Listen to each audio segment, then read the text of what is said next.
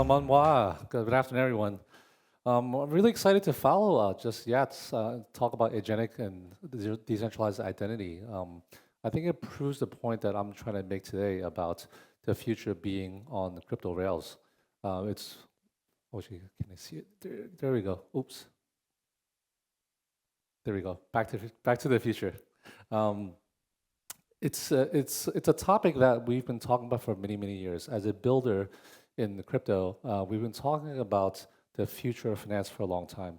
When we first started doing these type of presentations, there were a lot of seminars that I did, and I changed the word. I didn't use the future. I used the word potential, the potential of crypto rails. And in the last conversation that you heard from Yat talking about how agentic AI will take over using the same crypto rails, all the software and all the apps will go away in the next couple of years. 90% of it will fall away. The rails will not. And that's something that we've been building for almost close to a decade. So what I want to share with you today is that the future actually rests upon these crypto rails, but there's still a missing core primitive. And I'll share that with you in a second. The big thing that I really want to share with you is that the state of finance today, where we are, we're actually in a bear market. It doesn't feel like it. I know this conference is full. There was a queue out the door in day one, but we are in a bear market right now. And as a builder, you always have these bear market conversations. Where are we going? Is this hard? Is this easier? They always say building in a bear market is the best. You know, you have a lower cost of acquisition. You can acquire users more readily. You can acquire staff more readily because people are getting laid off due to productivity gains in AI. But at the same time, when you survive these bear markets and you make it all the way and you continue to grow and grow and grow, that's actually when you get hardened and you get strengthened. So secondary market infrastructure is what we do at SecondSwap, and that's what we're going to be bringing as a core primitive to the future of finance. I'll lead with my first stat. This is the killer app for crypto. Stablecoins. It's big this year. Everyone's talking about it right now. But here's a real stat. $33 trillion in 2025. That's a 72% year-over-year growth. We always measure it on a last year basis. I think the number is going to be even much bigger this year. But we're always missing this, what we call product market fit. What do we need for this market? And that's stablecoins. I think it's highly relevant today. In Japan, I think you might see the flyers today, the first yen-based stablecoin offered by Circle. Highly relevant. Why? Is because it's actually good to use. It's actually easy to use. I run my whole payroll, my vendor infrastructure completely on stablecoins. There's not a lot of need for banking. I would say 10 years ago when I first started, we really needed the banks. It was like a whack-a-mole. We had to open bank accounts all the time to maintain our business. But now we can completely run on a stablecoin infrastructure, and that's really exciting for us. So number one, stablecoin is your killer app. Now that you have your killer app, what do you have as a rail? Is it better? Is it faster? Is it cheaper? Is it more efficient? Nowadays, we have something that's been around for quite some long time. Most layer ones today have existed for 10 plus years. You know, top 5 chains, new up and coming chains. You have your Solana as an example. You know, finality and speed. I've been going to a lot of the booths, and I see that a lot of the settlement on stablecoins is actually sitting on Solana, which is a lower fee exchange. Obviously, there's other really good ones, but you're chosen a settlement speed where it's fast. There's good finality.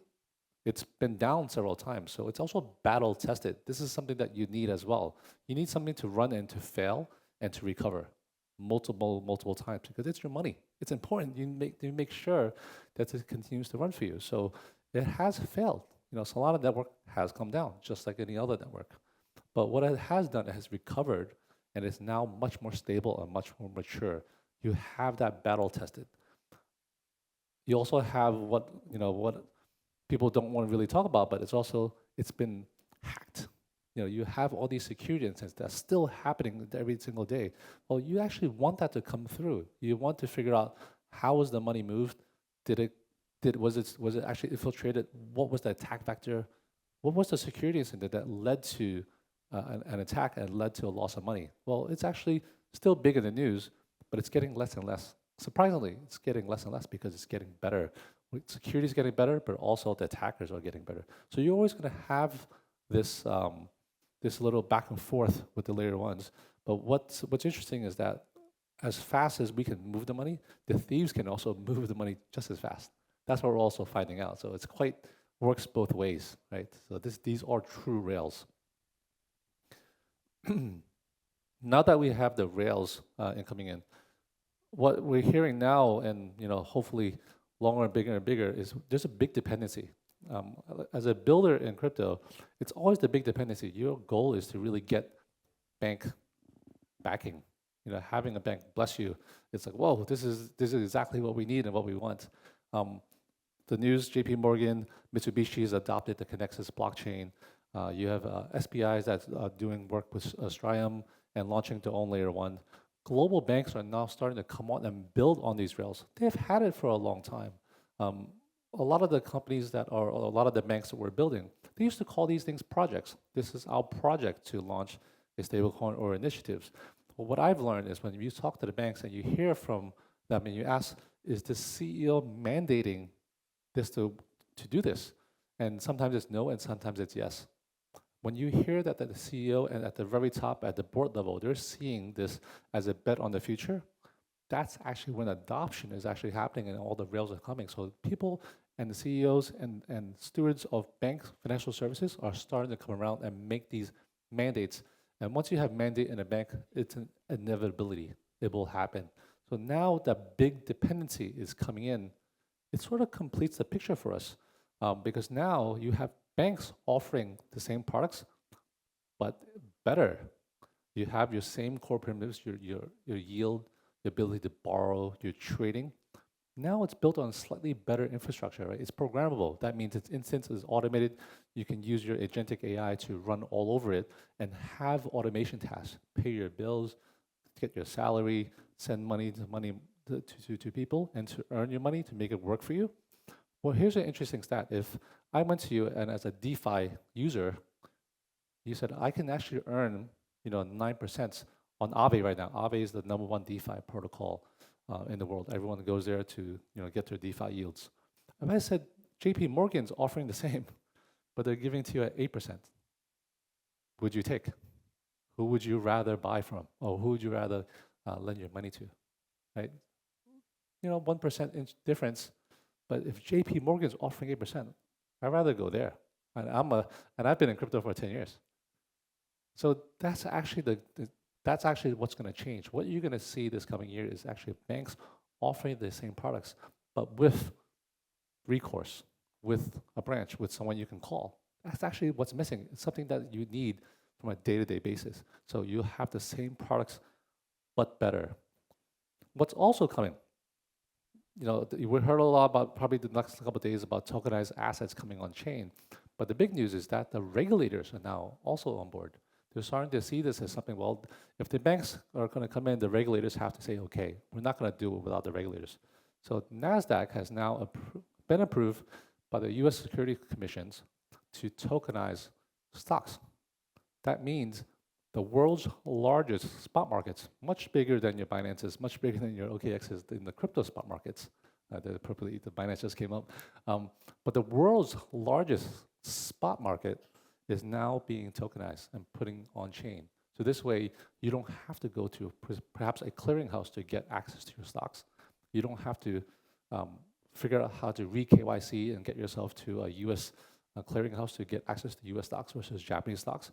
It's all going to be composable in the future. And that's what we all want.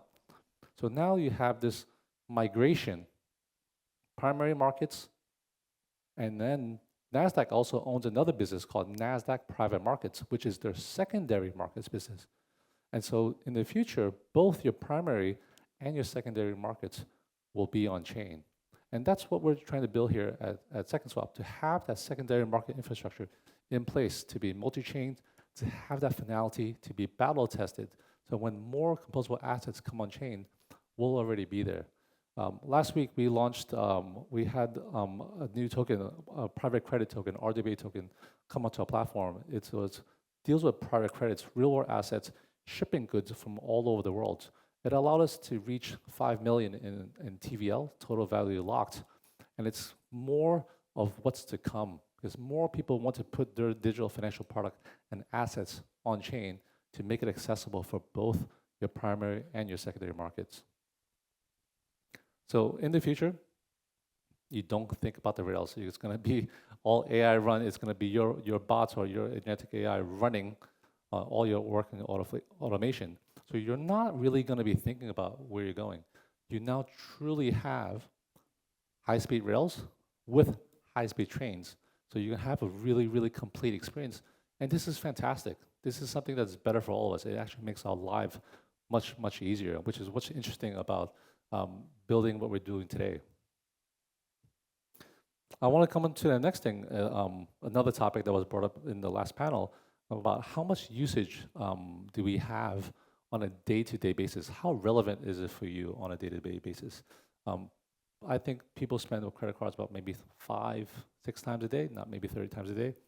But having a neobank experience, that's more crypto-led, meaning that these are more rail-based. We have the infrastructure to get access to 30 to 50 transactions per day. You actually come up with now better products.